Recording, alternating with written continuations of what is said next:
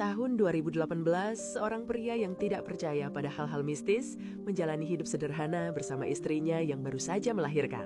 Karena tidak ada keluarga di kota tempat mereka tinggal, sang istri sementara pulang ke kampung halamannya di Jawa Timur untuk pemulihan pasca persalinan. Setiap minggu, pria itu menempuh perjalanan jauh dengan sepeda motor untuk menjenguk istri dan anaknya, tanpa pernah merasa takut melewati perjalanan malam.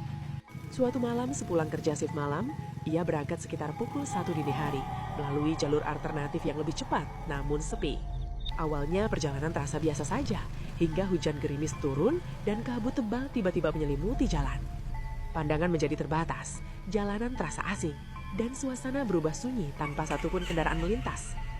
Ketika kabut mulai menipis, pria itu menyadari motornya tidak lagi melaju di atas aspal, melainkan di jalan tanah. Sungai yang sebelumnya berada di sisi jalan menghilang, berganti hamparan sawah gelap di kiri dan kanan. Meski kebingungan, ia tetap melanjutkan perjalanan sambil berusaha berpikir logis bahwa dirinya mungkin tersesat. Di kejauhan, ia melihat cahaya dan berharap menemukan pemukiman warga. Cahaya itu ternyata berasal dari obor-obor yang berdiri di depan rumah-rumah tua berbahan bambu, menyerupai perkampungan Jawa zaman dahulu. Tidak ada listrik, tidak ada suara manusia. Saat ia memeriksa ponselnya, sinyal menghilang. Baterai yang semula penuh tiba-tiba hampir habis dan jam menunjukkan waktu yang tidak masuk akal. Ketika keluar dari perkampungan tersebut, semua rumah mendadak menghilang. Jalan di depannya berubah menjadi gelap gulita. Dari kejauhan terdengar alunan gamelan yang mengalun lembut, seolah memanggil untuk didekati. Perasaan lega sempat muncul, mengira ada manusia lain di sana. Sebelum melangkah lebih jauh, pundaknya ditepuk oleh seorang kakek berpakaian serba hitam dengan penutup kepala khas Jawa. Kakek itu menjelaskan bahwa ia hampir memasuki alam yang bukan milik manusia. Dan jika mengikuti suara gamelan, ia mungkin tidak akan pernah kembali. Sebuah batu kecil hitam diberikan sebagai penuntun jalan pulang, disertai pesan agar tidak menoleh, tidak berhenti, dan tidak menanggapi apapun yang ditemui.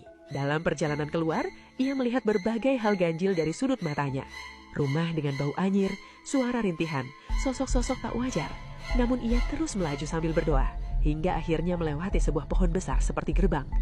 Kabut kembali turun, lalu perlahan menghilang, dan aspal kembali terasa di bawah roda motornya. Tak lama kemudian, ia mendengar suara azan subuh dan berhenti di sebuah musola. Tubuhnya terlalu lelah untuk melanjutkan perjalanan. Ia duduk dan kemudian tak sadarkan diri.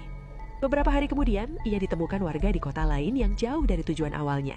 Selamat, namun linglung dan kehilangan sebagian ingatan. Setelah kembali ke keluarganya, justru orang-orang di sekitarnya mengalami teror berupa suara ketukan, penampakan, dan gangguan di malam hari.